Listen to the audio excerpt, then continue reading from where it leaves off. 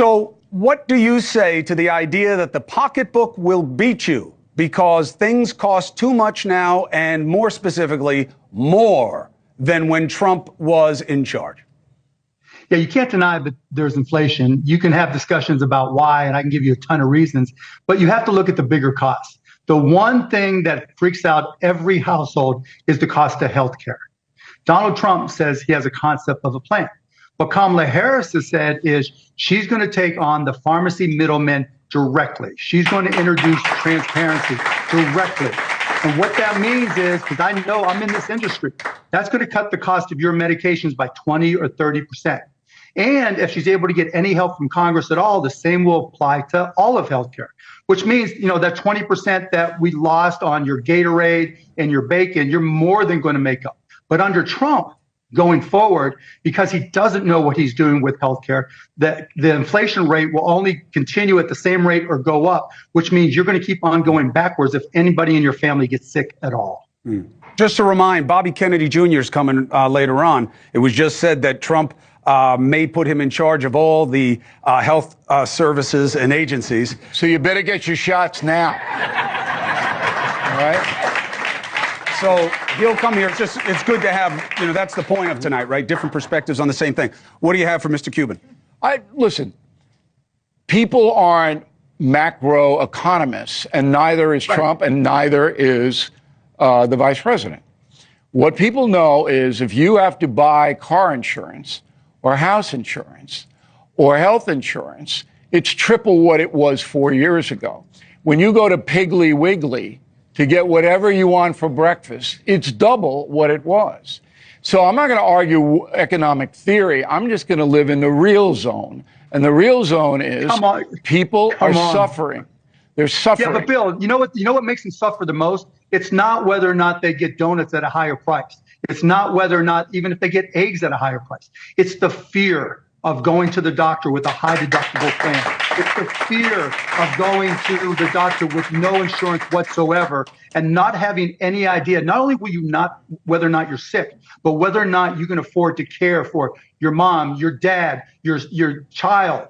That is the ultimate fear that speaks at the dinner table. And Donald Trump has a concept of the plan. Kamala Harris not only wants to protect you, she wants to make everything that's involved in healthcare cheaper. And she's spoken about it specifically, not generally, specifically. And you can't argue the fact that that is the most expensive cost that you can have after your house. Mark, you could face $20,000, $30,000, $40,000 costs.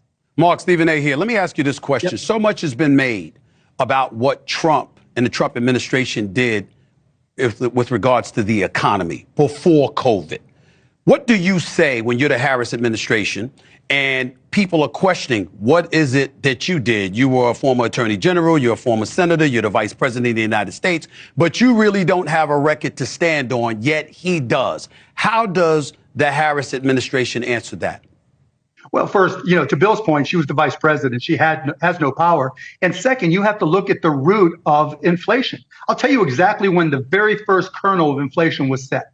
And that was in April of 2020. It was right at the early days of the pandemic. The gas prices were $1.87. The oil companies went to Donald Trump and said, we are getting crushed with gas prices at $1.87. Please go to Saudi Arabia and your friend MBS. Please go to Russia and your friend Vladimir Putin and ask them to reduce production. So he had a choice to make. Does he help his oil company cronies, or does he help keep gas prices low? You already know what he did. He went to his he went to support his oil company cronies, went to MBS and Putin and said, please reduce production. That was the day inflation started. And you can track minute by minute, hour by hour, month by month, year by year, quarter by quarter, that as long as that agreement was in place up until 2022, gas prices kept on going up. The minute that agreement came out and production changed, gas prices started going down and you saw inflation go down. So you can take all you want and blame it on the Biden administration, but it started with Donald Trump. All right, let's get a different perspective on this. Mark, will you stay with me for a second? I appreciate you very much. And you know our next guest, big supporter of former President Trump, introduced the former president at the RNC, did a very good job, and spoke at his recent MSG rally as well. He is the CEO and president of the Ultimate Fighting Championship, Dana White. Dana, thank you very much for joining us. Thanks for having me. Haven't met you before, but I am a huge fan of the UFC, and I appreciate what you've added to the culture in that regard. Now, when you listen to Mark Cuban, you know economics as a businessman, but also in relating it to what you see in the people around you and what you're hearing. What do you believe his argument, how it lands with the voters, Dana?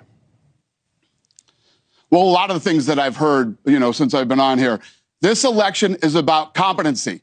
It's about competency. When we were talking about diamond out your boss earlier, this isn't about your boss. This is a world leader. This is the guy, this is a leader of the free world we're talking about here. Trump has already proven he can build a strong economy. He can secure the borders. And he is somebody that allies and adversaries respect. Those are all very important things. She has never, what has she proven? What has she done over the last 4 years? And you cannot make the excuse that she was the vice president and she wasn't in charge of anything. I think that's ridiculous. She is the sitting vice president of the United States right now. She's proven nothing. She's done nothing. I think she's in over her head. She knows she's in over her head, and nobody who is intelligent like Mark Cuban, Stephen A., or any of these other guys can tell me they truly believe that she is the better candidate. I'm going to have Mark get in. I'm going to have Mark get in, but Dana, just clarify. Dana, clarify something, and then I'll have Mark Cuban respond if he wants, which I'm sure he does. Dana, can you tell me of a vice president you've ever heard of who did something remarkable on their watch? Not that they did anything. Let me tell you this. So go ahead. Think about this. Right, leading up to the debate, everybody was talking about that he's never been sharper. He's on top of his game. I was just in a meeting with the other day. They do the debate ends, and they figure out he's unfit to run, right? He's the sitting president of the United States. He's unfit to run. So now they slide her in, right? Nobody voted her there. Nobody voted Kamala Harris. If she went up against other Democrats, she would not be in the position she's in right now. Fact. Okay? Well, it's not a fact. They slide her in there. Really? How did she do last time? How did she do last time? She was Biden's running mate, and they got 85 million votes. But I hear you. The process was a problem. Let Mark Cuban get in. Talk to your friend Dana. Dana, I love you. You're so wrong. Trump, inflation was up 25% over the Obama economy he inherited. Ask him about Yemen, where he decided not to take action and allowed 100,000 people to keep on dying in Yemen. Talk to him about his tariffs. What worked with his tariffs? He had 4 years to make tariffs work with China. China kicked his ass. China took him to court, right? Because he didn't know how tariffs worked, and it hurt the economy. The economy was rolling along, and it got so hit by the tariffs that his appointment to the Federal Reserve, Jerome Powell, had to come back in and cut interest rates 3 times. And then we get to the real point of reckoning, the pandemic. And what does he do? He says, if we don't test people, the viruses didn't really happen. He holds back on resources, except for Vladimir Putin, to keep people from getting healthy. That is not an accomplished president, Dana. He has not done anything. What he got, he inherited. You know what? His administration was the same as his personal wealth. He inherited it.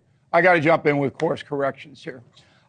Number one, the real wages, which is really the only economic barometer for the folks, was up 8.2% in the 4 years Trump was president. 8.2 across the board for working Americans. Fact. Under Biden-Harris, it is around 1%. No COVID pandemic. They have failed. Number two, inflation didn't start because Putin and the Arabs did anything. Inflation started, and I don't know whether you know this, Mr. Cuban, but Biden signed in his first week in office at least 20 executive orders, making it harder for every fuel company to harvest their product, whether it be fracking or oil or anything. The fuel company said, holy you know what, we're going to get hosed because our prices to get the stuff out of the ground are quadrupling. So we're going to do it retail now. That's what ignited it, not Putin and not Saudi Arabia. That is the truth. Mark Cuban, respond, and then Stephen, please get in. Go ahead. Bill, you're bloviating. Thank you very much. No, I kept it pithy. I kept it. Cuomo understood it. I kept it pithy. I did. There was no big words. You're bloviating. The point is, yes, inflation. You think inflation just started when Joe Biden took office? That is. It was 1.4 when Trump left. Inflation was 1.4. 1.4%. I know. It just shows you don't know how inflation. You just don't. It shows you don't know what creates inflation. Yes, gas contributes to inflation. Why do you think Trump is so big on reducing energy costs? Because they contribute to inflation significantly. And beyond that, we produce more energy than we ever have. We produce more energy now than in the latter part when they started to panic, not in the beginning. Billy, look it up. Do you know how to use Google? Oh, wait. No, that's where I get my information on Google, right? I actually research government records. Whoa, Good. What a concept. Come on, 1.4% when he leaves office, and it goes to more than 9 in a year. Come on. Let's bring Dana back into this. Stephen A. Dana, it's good to see you, buddy. I know. Yes, I know. Dana. Fully transparent. I don't know any of these. Dana White and I, and Mark Cuban and I, we're all buddies. I've known them both for years. Must be fun. Yes, it is a lot. Here's the deal, Dana. Dana, when you speak about Donald Trump, obviously there's a lot of people that look at him and they say, you know what, he did a lot for the economy. I remember that, you know what, he did exceed the deficit to about $35 trillion. What I would ask you, however, is this: outside of the economy, what else has he done that you would deem positive in your eyes?